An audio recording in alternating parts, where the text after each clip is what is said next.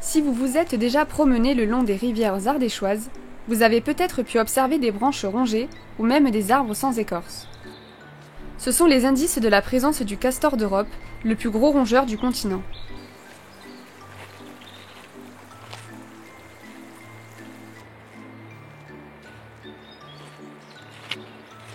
Mais si ces traces sont bien visibles, durant la journée, le castor reste très discret.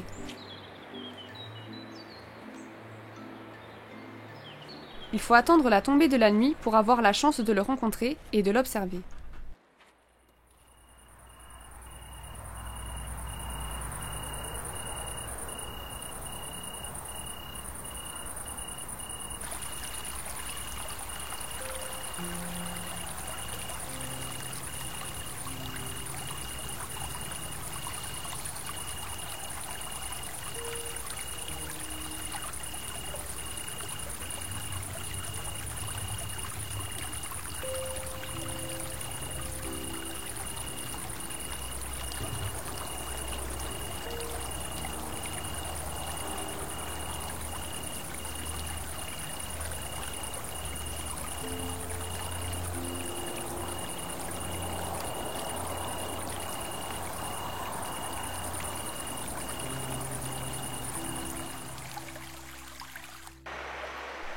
Autrefois chassé pour sa fourrure et sa chair, le castor avait quasiment disparu du territoire français au début du XXe siècle.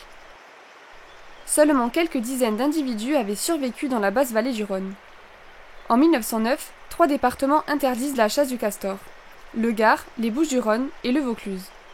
Cela permet au castor de recoloniser tout le sud du bassin rhodanien jusqu'à Lyon. Il revient sur la rivière Ardèche à partir des années 20. À partir des années 60 et jusqu'aux années 2000, on effectue de nombreuses opérations de réintroduction dans le pays. En tout, ce sont 26 opérations et 273 castors relâchés dans différentes régions. Ils proviennent de la vallée du Rhône. Depuis, le castor a pu retrouver progressivement son territoire. Il est présent aujourd'hui dans 50 départements. On estime sa population à environ 16 000 individus.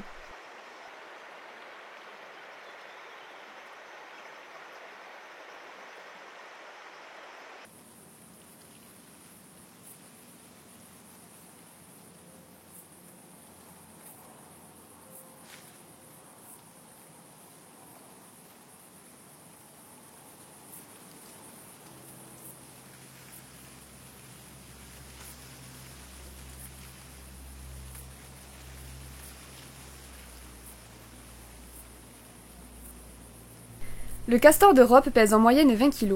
Il mesure de 80 cm à 1,10 m et possède 20 dents, dont 4 larges incisives. Sa fourrure est épaisse, de couleur brune, blonde ou rousse. Il possède un ongle qui fait office de peigne sur ses 2 pattes arrière. Il lui permet d'entretenir sa fourrure, comme on peut le voir sur ses vidéos.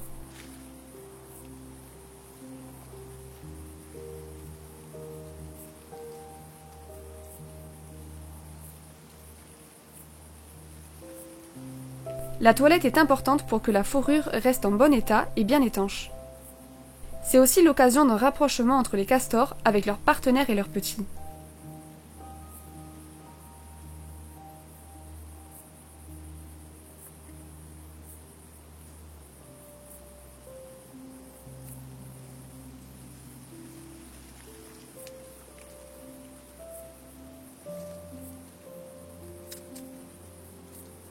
Autrefois, on considérait que la viande du castor s'apparentait au poisson, à cause de l'aspect de sa queue.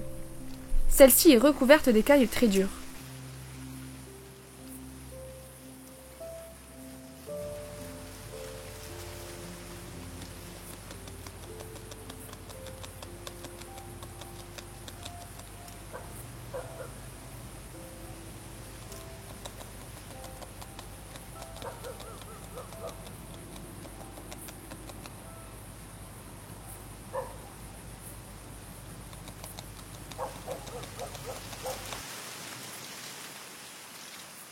Les pattes avant du castor sont semblables à des mains, elles ont 5 doigts et sont très agiles.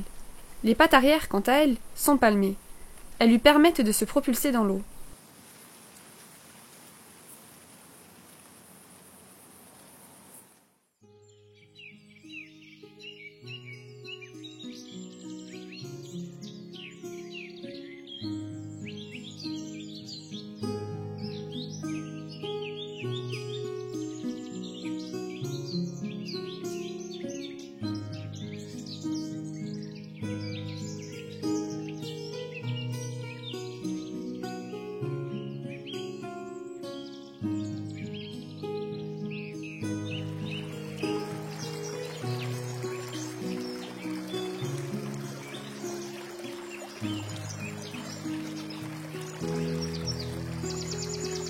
Son alimentation se compose de plantes aquatiques, d'herbes, de rameaux, de tiges, de feuilles et d'écorces.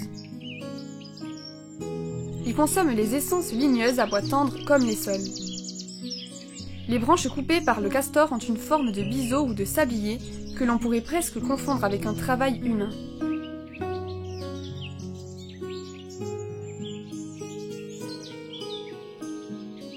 Pour atteindre les branches en hauteur, il n'hésite pas à s'attaquer à de gros arbres.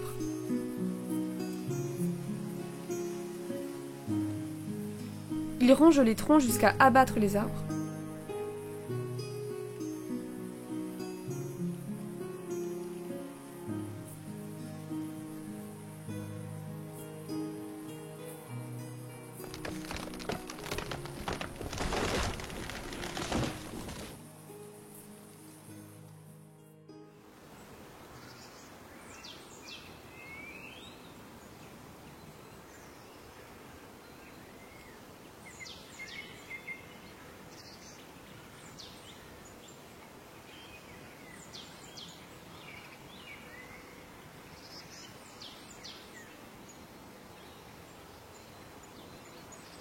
Il se nourrit en des endroits précis que l'on appelle réfectoires.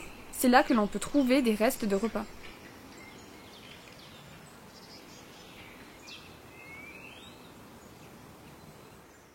Voilà, ici le peuplier, du sol. Donc voilà, espèce de bois tendre, et il va donc consommer l'écorce avec la sève élaborée qui se trouve juste en dessous.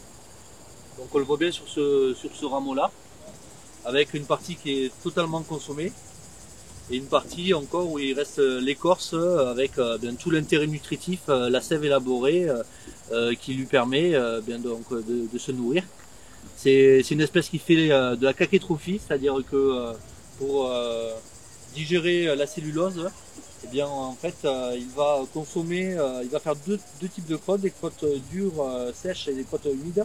Il va reconsommer les crottes humides pour faire une seconde digestion qui va lui permettre en fait de consommer la cellulose, qui est une molécule difficile à digérer.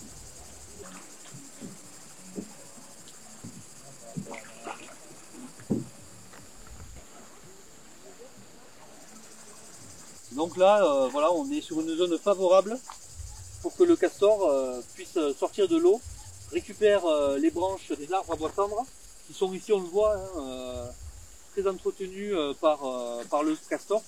On a des parties consommées par le castor avec des parties crayons, etc.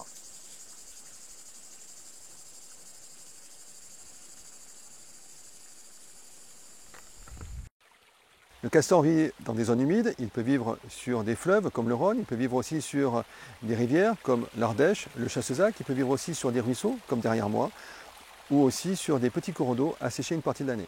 Il a besoin de plans d'eau de profondeur minimum de 30 cm, à la fois pour se déplacer facilement et pour se sentir en sécurité. Si tel n'est pas le cas, parce qu'il n'y a pas de plan d'eau ou parce que les plans d'eau sont de profondeur insuffisante, il va construire des barrages. Il faut savoir que dans le règne animal, le castor est l'animal qui modifie le plus intentionnellement son environnement, et c'est aussi dans le règne animal l'animal qui fait les plus grandes constructions, par la construction de barrages ou par la construction de huttes. Les barrages peuvent faire jusqu'à 1,50 m de hauteur, jusqu'à une vingtaine de mètres de largeur en France, voire beaucoup plus au Canada. Sur un même territoire, on peut trouver jusqu'à une vingtaine de barrages, souvent de structures très différentes.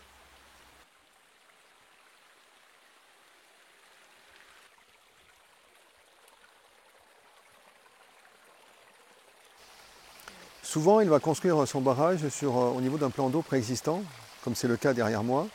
Si tel n'est pas le cas, il va essayer de trouver le long de son cours d'eau un emplacement idéal pour prendre appui soit sur un rocher, soit sur un arbre ou éventuellement autre chose. Pour construire ces barrages, il va utiliser plusieurs méthodes. Je vais vous en énoncer quelques-unes. La plupart du temps, il va commencer à positionner des branches dans le sens du courant sur lequel il va mettre ensuite des branches dans le sens perpendiculaire pour commencer à retenir l'eau. Il peut ensuite y ajouter des pierres pour tasser les branches et à l'intérieur colmater le tout avec l'apport de boue.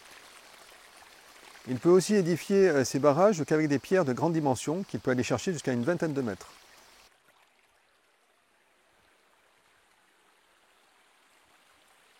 Dans les endroits où il n'y a pas de plan d'eau, le castor peut construire par exemple des canaux, ce qu'on trouve dans les roselières, ou comme ici, il peut essayer de gratter, de creuser un peu des canaux, et aussi pousser de part et d'autre des grosses pierres. Donc des fois on trouve sur une cinquantaine de mètres des endroits, des parties de ruisseaux, où vous avez un chemin qui a été fait par les castors, avec des pierres qui sont de grande dimension, qui ont été vraiment poussées de part et d'autre, et ça facilite donc le trajet.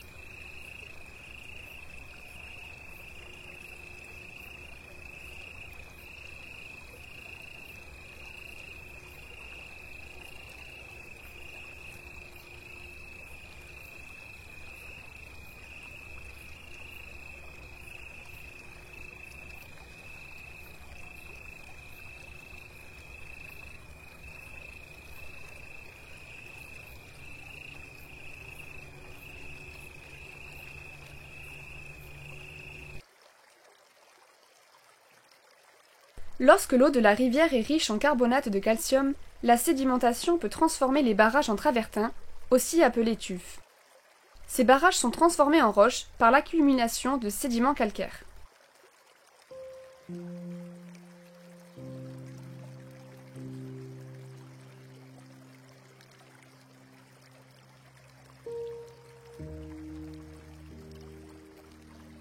Sur ces images, on voit que la construction d'un barrage a entraîné la création d'un plan d'eau. Les plans d'eau créés par les castors peuvent faire plus d'une centaine de mètres de longueur et jusqu'à 2 mètres de profondeur. Ils offrent alors un refuge pour de nombreuses espèces.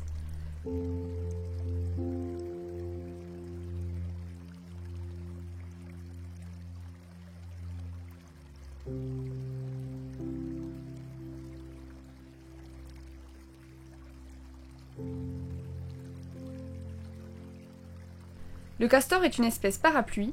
Sa présence est bénéfique à de nombreuses autres espèces, notamment en cas de sécheresse, puisqu'il crée des réserves d'eau.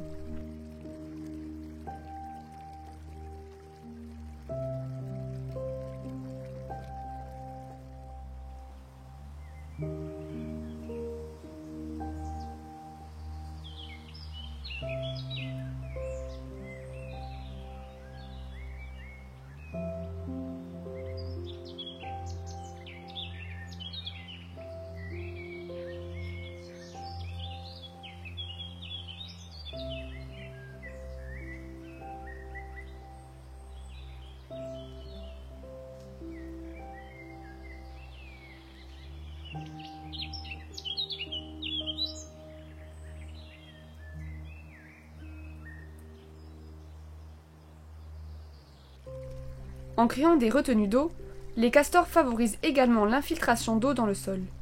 L'eau va alimenter les nappes et réseaux souterrains. De plus, les retenues vont permettre de réguler l'écoulement à l'échelle du cours d'eau. Plusieurs études ont montré que les barrages permettent de lutter contre l'assèchement du sol. Ce service est particulièrement intéressant dans un contexte de changement climatique qui provoque des périodes de sécheresse de plus en plus importantes. En revanche, lors des épisodes Cévenol, les crues peuvent détruire les barrages qui devront être reconstruits.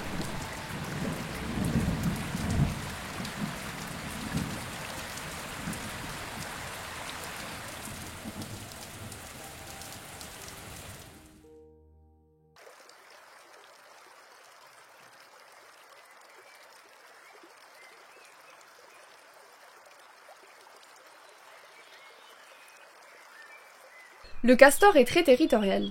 Son territoire peut mesurer de 500 mètres à 3 km le long du cours d'eau. Il le délimite grâce à une substance odorante appelée le castoreum. Cette substance huileuse, produite par une glande à côté de la queue, était autrefois très utilisée en médecine ainsi qu'en parfumerie. Sur cette vidéo, on peut voir le castor marquer son territoire.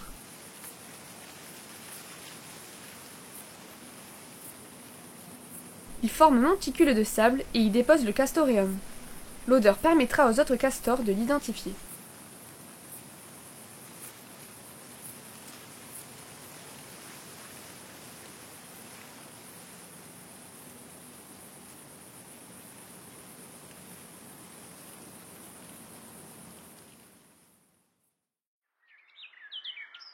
Sur son territoire, le castor va creuser des terriers. La galerie est creusée dans la rive et l'entrée est toujours immergée. Si nécessaire, le castor consolide le toit du terrier avec des branches, créant ainsi des terriers-huttes.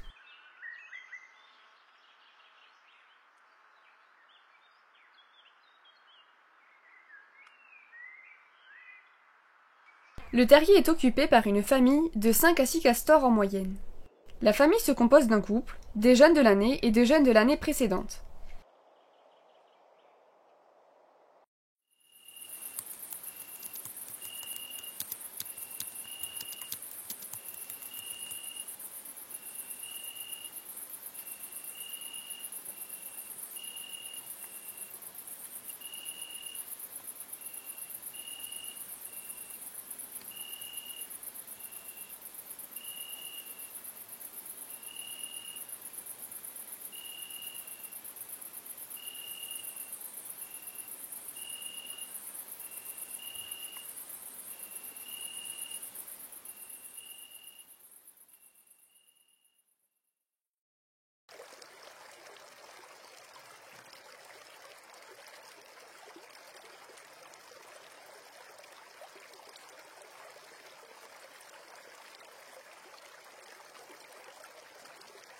Les castors sont monogames et peuvent rester ensemble toute leur vie. Dès le mois de janvier débute la saison de reproduction. Au printemps, la femelle donne naissance à 1 à 3 jeunes en moyenne.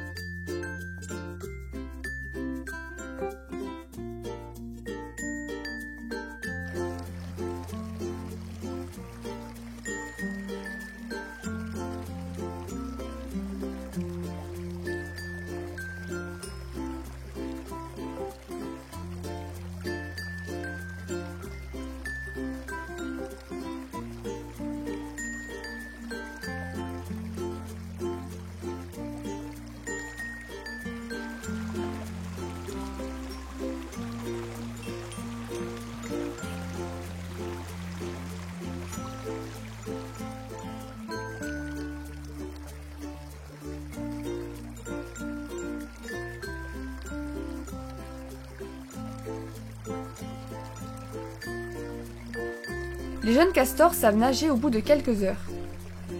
Ils seront sevrés dès l'âge de 6 semaines, mais restent avec leurs parents pendant environ 2 ans. Après cette période, ils quitteront leur famille et iront chercher un nouveau territoire.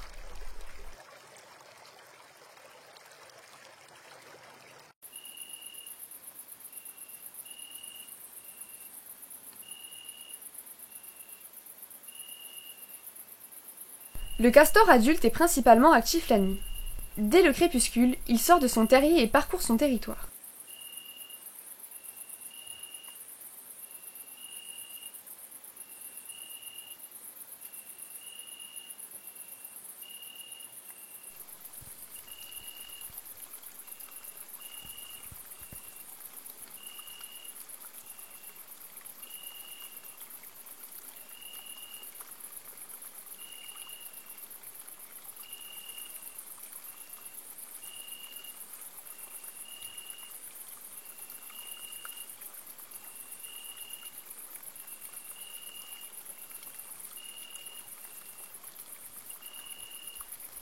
Ils peuvent se déplacer seuls ou en groupe. Ils se retrouvent souvent sur un plan d'eau pour se faire la toilette mutuellement.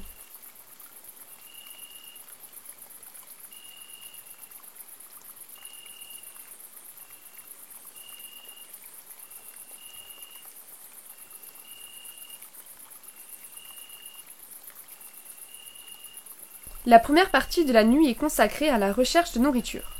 Pour cela, ils n'hésitent pas à sortir du cours d'eau pour atteindre les végétaux de la rive.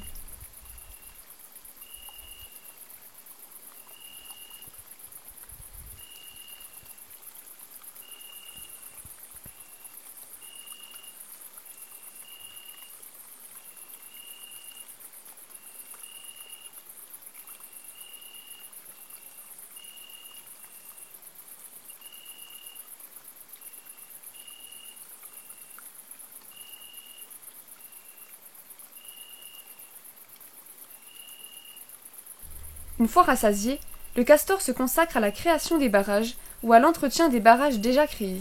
Il peut les réparer en rajoutant des branches.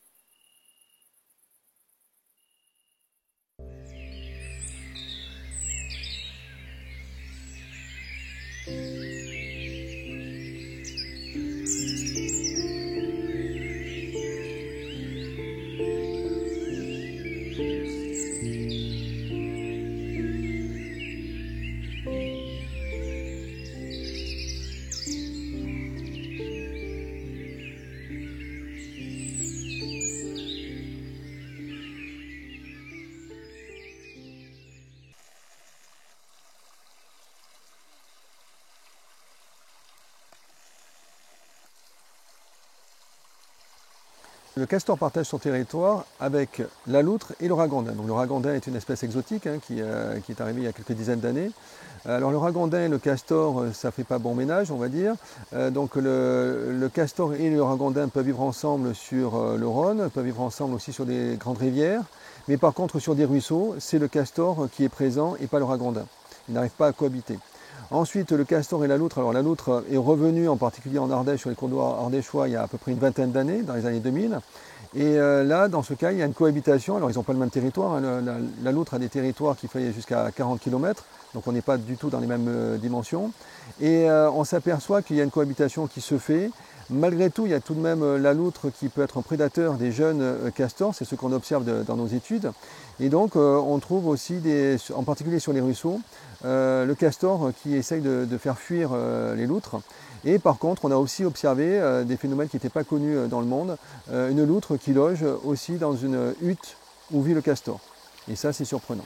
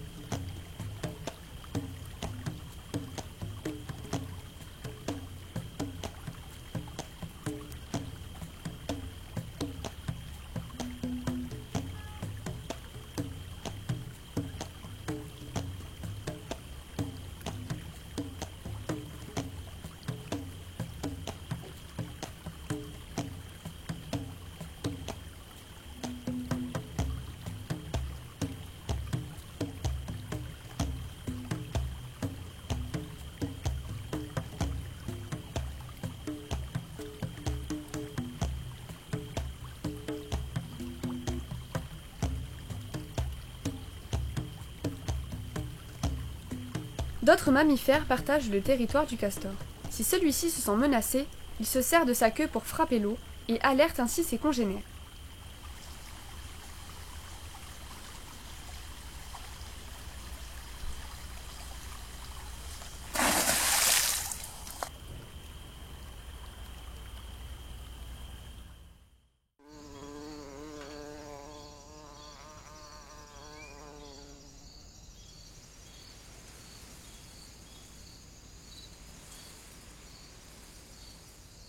Dans le sud de l'Ardèche, plusieurs associations environnementales étudient le castor.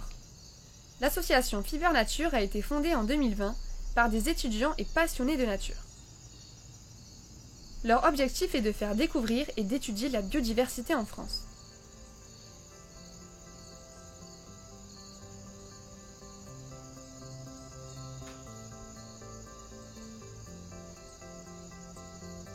Quelques mois après sa création, l'association a déjà inauguré sa première réserve naturelle en Ardèche. L'association Paille-Olive, quant à elle, œuvre depuis 2014. Elle repose sur un comité scientifique composé de spécialistes, faune, flore ou encore géologie. Cette association est reconnue pour la qualité de ses travaux scientifiques et ses nombreuses publications. La sensibilisation du public est l'une de ses priorités. Elle œuvre aussi pour la protection du bois de Paille-Olive, zone naturelle remarquable du sud de l'Ardèche. Enfin, l'association Qualité de vie à Gros-Pierre est également très active. Elle réalise de nombreux événements et conférences, et aussi des publications. Qualité de vie à Gros-Pierre intervient aussi contre les projets menaçants des zones naturelles. Les stagiaires et bénévoles de ces associations participent à l'étude des castors encadrée par Lionel Coste. Depuis plusieurs années, ils ont pu observer la dynamique des territoires, des populations et l'éthologie des castors sur plusieurs cours d'eau. Une grande partie des vidéos de ce film ont été réalisées pendant leur observation.